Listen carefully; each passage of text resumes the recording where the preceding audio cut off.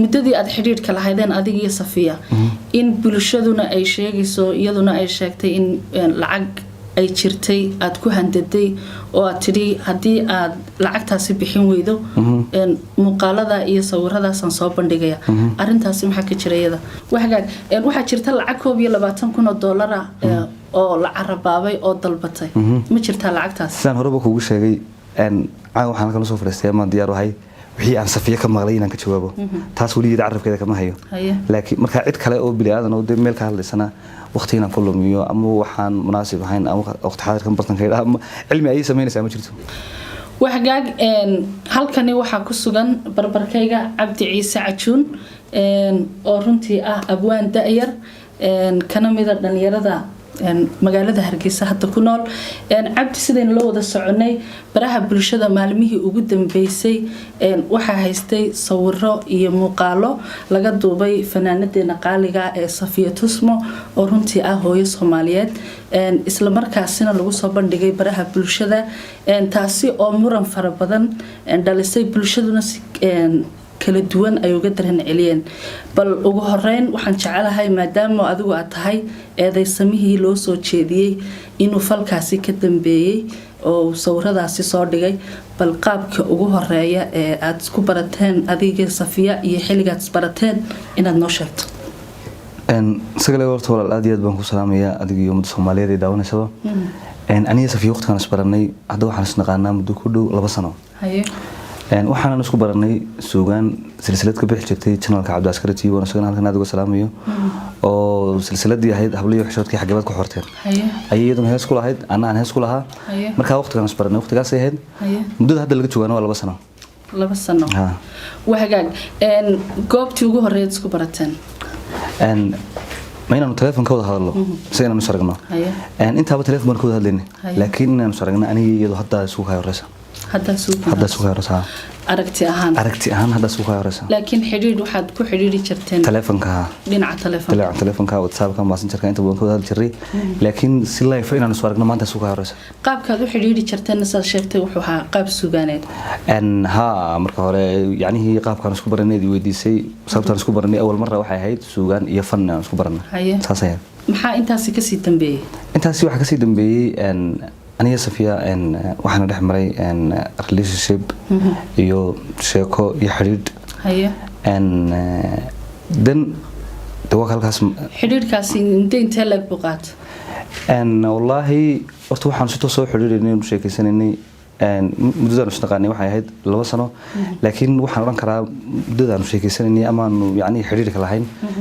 hal sano iyo dhowr bilood meel hawo noqonaysa waxaga markaynu intaas ka nimaadno waxa timid magaalada Hargeysa qaab nooceed ku timid magaalada Hargeysa halkeedsa ka timid marka hore waxaan ka yimi magaalada Egypt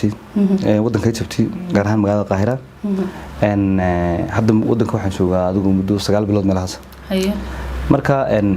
sababta ku yimi iyo arrimahan ku yimi mid aniga Safiya na dhaxmaray ama aan isku weyn ka wada soconay sida dad badan oo xogaal noo hibay ka dhagsiin bay ahayd saas waxa jirtay in lagu xiray oo lagu xiray magaalada Hargeysa CID-da ama sirdoonkana lagaga yeeray bal sheekadaasi siday ku dhacday iyo qaabkay u dhacday baan doonayaa inaad nooga waranto sheekadaas horta dadku inta badan waxay ogyihiin xariga Safiya laakiin dadka in yar oo adiga iyo dhowr qof oo kala aba inaan anaguna la xidhnaa og laakiin sheekada hadda bulshada u biyaamiyo maalintan heestan ismuutiisay qalinliga maandeeq ay wada qaadan aniga Safiya doonay aan ka soo dareernay 5 galabnimo Crown Hotel meelaha ayaa markaan meesha ka soo dareernay waxaan isku weynaa xagan suuqa isugu nimaadno deetana inantii telefonkeedii baa xidhmay anagu isma naarag 9 habeenimo ila soo haashay gabadh wariyay waxay sheegtay in iyadii Safiya la xiray xagee la idinka qaaday baan ku wuri markaa waxay ku tiri home cable ka horsan laga qaaday indhahana laga xiray aniga Safiya markii dambe aan indhaha ka xiran baa la soo celiyay Safiyana waa la haray cidi madiinaarkiisii miicina ma yarkeen marka waa saxay hadda meel ka raadina ma garanayba meesha ma leeyahay dan waxaan ku dhaadabaan raadinayo inaynu soo helno inaynu isku dayna saldhiga dhaxaanimi saldhiga dhex markaanimi wax la igu kuma jirto koodbuur baan tagay markaan koodbuur tagay ku gabadhaas meesha ku jirtaa intaan la jawaabin ayaa waxa la iga qaaday telefoonka oo la igu soo Cabdi Ciise muti ha telefoonka aan u baahna dadna su'aashan askarta weydiiyay waxay noqotay qof xiran baabana socdaa maxaa telefoonka laga rabaa kadib waxa la igu telefoonka waxa u baahan CID-da وانا امر انغا naga sareeyo haye telefonkaygi waan siiyay waan deegtana ka tagay haye inantii markaa la hadlo waxaan ku oranayo oo fiima aan la hadlo waxaan ku oranayo gabadhii waxa la igu yiri xagaasay ku xiran tahay laakiin anigu ma arag anigana telefonkaygi baa laga qaaday haye labadii habeenimo mar ay ahayd ay haddana inaan soo waxay ku tusay tii xanuunsan say dawooyin iyo alaabo geeyno haye dan inantii waxay ku timi guriga anigoo la fadhiyo Cabdinaasir Macalin Ciidi Cabdiraxiin Axmed Carab oo isagana halkan aad uga salaamayo anigoo xir badana kadib iyadoo gaariga watay gurigii ugu timi waxay u timi ka maarmi maayo inaad raacdo ama aan Sofia dawada u geeyno tii xanuunsan okay waa sax baan ku wari waan suraacnay markii aan salgid ku noqday markii labaadna waa la xidho wax lagu adigana waa lagu baahan yahay so habeennimadii halkii baan ku hoyday inantii iga soo noqotay baan u qoray fiimaha ahayd baan u qoray markii xaafadeeda waxaan ku dhahay xaafadeeda iyo reerkiisa ugu sheegan aan xidhanahay dan subaxii markii ugu bari baan indha ka xidhan lay qaaday CID da leegay CID da maanta waxaan ku xidhnaa shantii galabnimo markay ahayd baa la yeeray dan waxaan ku maxaan ku xidhanahay waxa la igu yiri lambar aad leedahay adigu telefoonada oo kugu qoran ayaa lambar aan raadinayay muddo dhowr sano ah soo wacay labada lambar markaan anigu sitaaba soo kan gabadha u dhiibay baan weydiiyay waxa la igu yiri waa ka gabadha u dhibtay gabadhaasi waa Safiya marka okay marka lambarkan xilliga la soo wacay xilliga anigu sitayba soo waa xilliga iyadu sidatay waqtiga lambarkan aan raadinaysan ay contactiga la sameysay marka waxa la igu yiri waa inta iyadu sidatay dibas hadaba iyada la xiriir baan ku wada dan waxa la igu yiri waa saxiix waxaan u baahnay gmail-kaaga يعني dadka qaar bararkay baraha bulshada ku soo qorayeen inuu istifaaciyayo hadii la waraysto hadalka run kama sheegayo CID da iyo ciidanka qaranka iyo maanta Hargeysa jooga wax been laga sheegi karo ama aan yani waxaan la igu sameeyay ama falan la igu la kicina ka sheegi karo maaha dan waxa la igu gmail-kaaga aan u baahanahay baasuurkiisa dan waxaan weydiiyay maxaa gmail-kaaga iyo lambarka la soo wacay gabadhu seeto iskaga xidhan waxa la igu waa hawlan anagu u baahanahay telefonkaaga waad ka tagaysaa adigana waan ku sii deynaa gmail-kaaga saxda ah isticmaasho noo sheeg laba nin baa markaa wareystay labadan bad gmail-kaaga baa suulkiisay weydiiyeen sidii baan ku siiyay waan tagay marka saddex cisho marka la iga hayay ayaan soo noqday deetana waxaan u tagay Faisal Xiis waxaan ku dhahay telefonkayga waa la iga haystaa dimension aad ka shaqeyn jiray macna la iga qaadiyo qaab la iga haystay midna ma garanay hadii aan dambi leeyahayna nimankan ay sheegan waxay telefonkayga ku haystaan hadii kan la soo siiyaan inankiiba marka la hadlay kiiskayga gacanta ku hayay wuxuu ninkan haduu kiis leeyahay ana xidhaya hadii kan telefonkiisa soo siiyay anoo yimaado baa leeyahay berito la galanoodkii markaan tagay waxaan u tagay waxa la dhibay waxa la igu niyo fiican baad yeeshay si wanaagsan runta noo sheegtay telefonkayga oo la restore gareeyay tan waxaan ku maxay ku dhacday telefonkayga la restore gareeyay hadii waxyaabo adiga ku anfacayo kiis ku ay aniga kiis ugu ay ku jiraan maalinta soo qaato cadeynay iga dhigto deena maxkamadda ugu geysan sababta keenaysa in telefonkayga la restore gareeyaa maxay tahay deena wuxuu igu dhiniyo arrin si qalad ah u dhacday weeyaan okay telefonkayga si qalad ah u dhacdo gmail-kayga in la bedelo oo la guba iyaduna mid si qalad ah u dhacday baan ku dan waxa la igu waxaan ku balan qaadanay xogtaada inaan ku soo celino arrinkanna waa mid qalad kugu dhacay marka waxaan la yaabay bay igu noqotay waan iska soo baxay sidii baan ku yimi arrinta xalagaygu iyo ka safiyay saas waa xaaladda ka marayna taasay ahayd وحاجات dadku waxay inta badan isweydiinayaan oo maxaan idhaahdaaye lagu soo celinaya oo waliba anagoo de hooyooyinkii Soomaaliyeed kamida aan aad uga dareen celinay inaad adigu ka dambeysay Safiya sawiradeeda lagu baahiyay baraha bulshada waliba muddo in badan oo 2 sano ah aad Safiya lacag kula baayactamaysay $2,000 oo xataa jirtay sida la sheegayo inaad meel magaalada ka baxsan intaad la tagtay aad baastoolad madaxa kaga qabatay oo tiri haddaad lacagtaas bixin weydo maxaan idhaahdaaye naftaada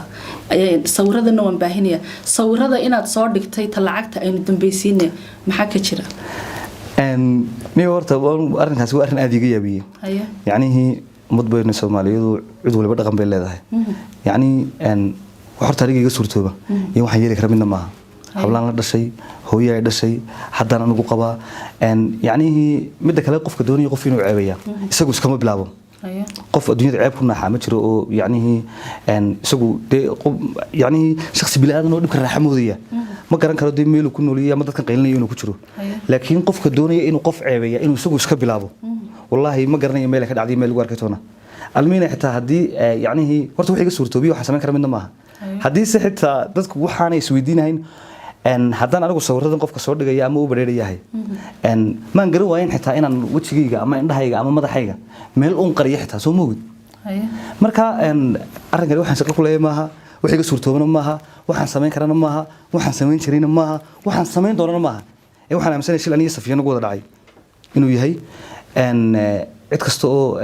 falka ka dambeysay maxaad cadeyn haysataa ama ku cadeynaysaa inaanad samaynin falkan maadaama dadkoo dhan ay aaminsan yihiin oo ka aamineen inaad waxaan samaysay adigu sidaan horta kuu sheegay aniga Safiya horeba kugu sheegay waxaan nahay laba qof oo relationship ka dhaxeeyay haddii aan markaa u baahnay ceeb aan iyada ula bareeraya inay jirto ma waayin sawir kaligeeda laakiin ceebta aan walaashay la doonayo anigu iskama bilaabeen waxgaag abwaan Cabdi Ciise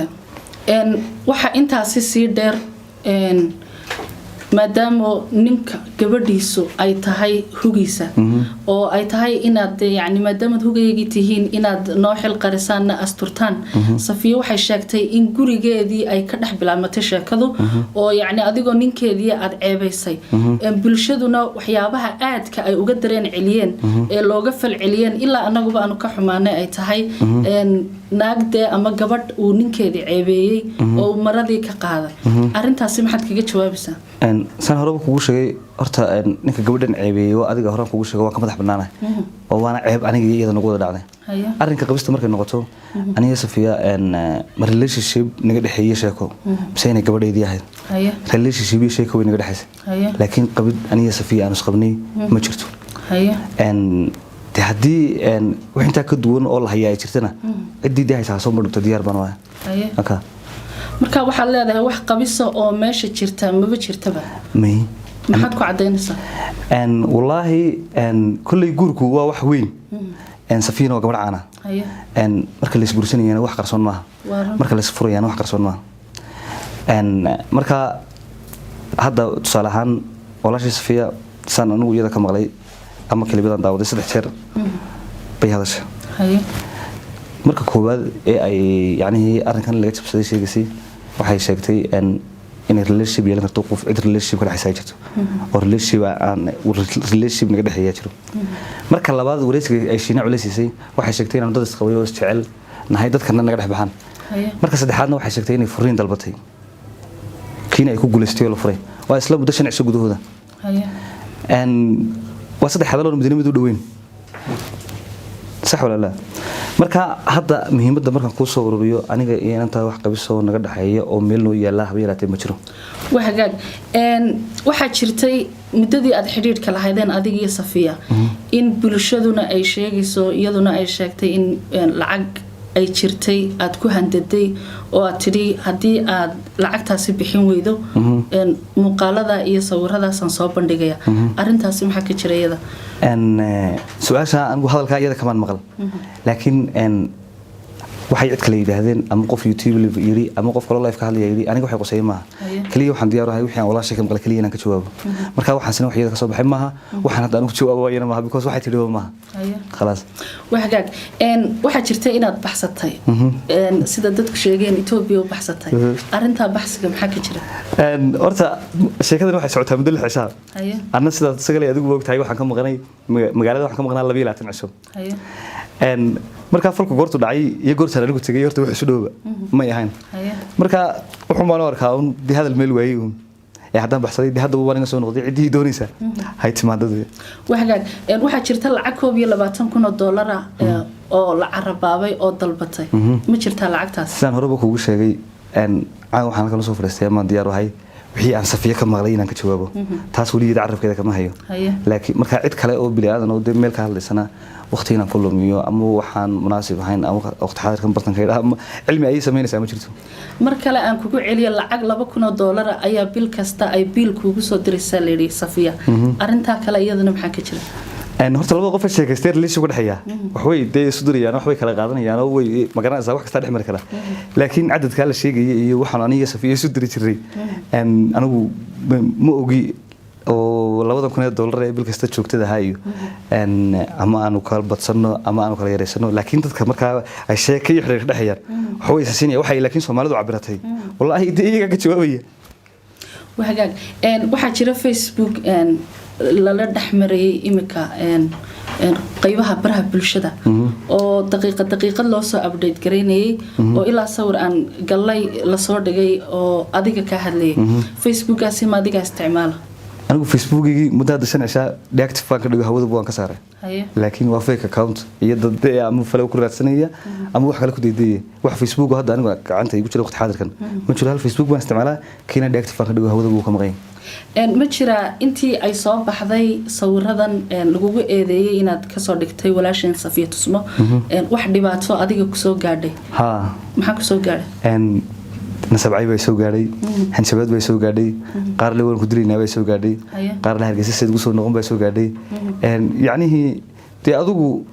waa yacnihi wallahi waxaan xitaa yacni hadal aan de meel u haystay iyo meel u socday iyo meel ka socday min aan garanayn baan de waararkayo waan dhaafayo laakiin de haddii ay tahay adiga habaar kaysa leecayo haddii habaar tahay adiga habaar kaysa leey habaarayo haddii hanjabaad tahay wax qarsoon bade maaha markaas u soo jeedinaysa bulshada Soomaaliyeed bulshada Soomaaliyeed waxaan soo jeedinayaa horta dad 1 milyan ku dhow ayaa baraha bulshada naga habaarayay oo in badan habaartamay oo ma garanaysaa waxaan horta caawa ilaahay magan uga ahay inaan ummadda Soomaaliyeed iyo habaarkeeda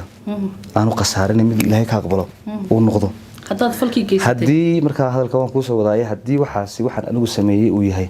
ummadda Soomaaliyeed ee 1 milyan ku dhow habaartamaysay waxaan habeenka caawa jecel in ilaahay ka aqbalo waxaan geystay hadduu anigu yahay inaan ilaahay iga harin ummadda Soomaaliyeed habaarkoodaasi igu dhaco haddii kalena cidda geysatay uu ku dhaco sidaad u aragtaa in tabriyahan dambe waxa soo badanaya in gabdhaha la ceebeeyo adigoo kaba midaba deemka eedeysanayaashii inkastoo halkan iska difaacday sidaad u aragtaa qof gabadh ah oo waliba ama caan ha noqoto ama yay noqonin in la ceebeeyo ama la handado oo la blackmail gareeyo loogu hanjabo waxaasan ka hayaa iyo waxaasan kugu sameyn doona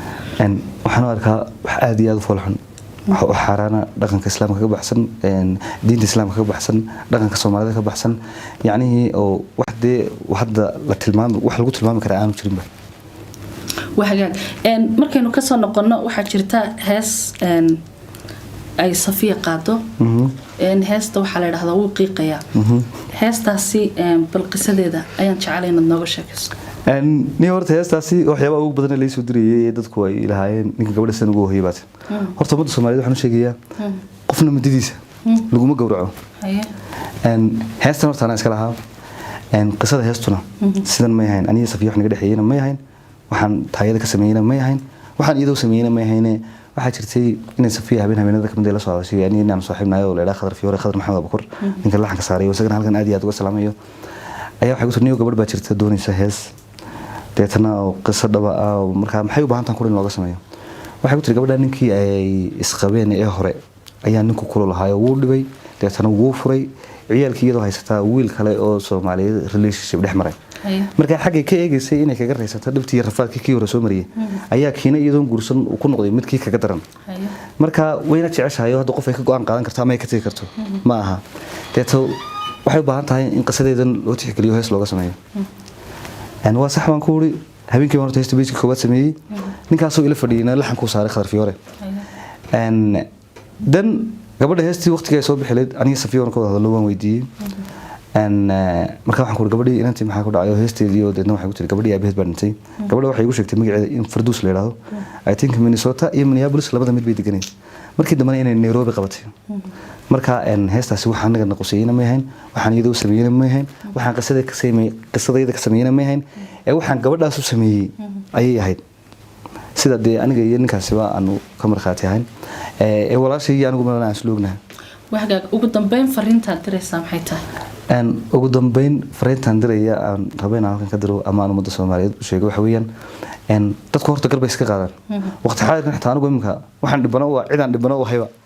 garan maayo haysato aan ka ahayn dad Facebook iyo YouTube ka qaylinaya marka laga reebo hadallada de walaashii ka soo yeerin hore uga soo jawaabay laakiin Safiya ma oran ninkana waxa ka soo dhigay Safiya ma oran ninkana ay ceebeeyay oo inta jeeray hada shabadii qof yaani sidii Ilaahay ku ogeeyay maxqad tahay u hadlaysa baheed waan uga mahad celinaya laakiin ummadda leh waxaan baa dhacay iyo sidan baa dhacday waxaan leeyahay wax kulli hubsimo hal balastaabay Soomaalidu tirada qof kasta iyo wuxuu qabanay Ilaahay baa marka waligiin yaalihiin dadka waxaan ku wanayaa inaanay gar qaadin iyagoo on labadii qof labadaba arag intaas uu gadhay aad iyo aad noona salaamay inkii soo caayina waan salaamaya kii soo habaarina waan salaamaya kii difaacina waan salaamaya dhammaan waa dadkayga kulay hadii ama qalad aaminsanayeen oo yacni fikir qaldan laga dhaadhiciyay iyo intii ka saxan haysatay aniga ila socotay labadaba maanta waa dadkayga iyagana waan salaamaya وهجاج أدبد ما هتصنت هاي كاسنا وحوها عبد عيسى عجون أبوان كدأ ذير ونكور سنيني أرميه براها بالشدة قبصدي ولا شيء صفية تصبو تانية كلانتي دم بس تاسينا بتقلي أدبد ما سنتي